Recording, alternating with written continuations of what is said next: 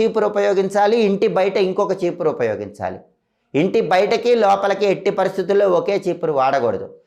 పూజ గది దగ్గర మాత్రం చీపురుతో చిమ్మకుండా సాధ్యమైనంత వరకు వస్త్రంతోనే శుభ్రం చేసుకోండి. అప్పుడే లక్ష్మీ కటాక్షం ఉంటుంది. అసలు అన్నిటినీ శుభ్రం చేసే చీపురును కూడా మనం శుభ్రం చేసుకోవాలి. అప్పుడే లక్ష్మీ కటాక్షం కలుగుతుంది. ఇది కూడా చాలామందికి తెలియదు. చీపురుతో చిమ్మేస్తారు, ఇంట్లో ఒక చోటు ఉంచుతారు. అన్నిటినీ చిమ్మే చీపురుని కూడా మనం శుభ్రం చేసుకోవాలి.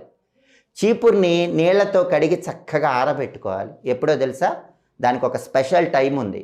బుధవారం మధ్యాహ్నం 11:45 నుంచి 12:30 మధ్యలో చేసుకోవాలి ఆ పని.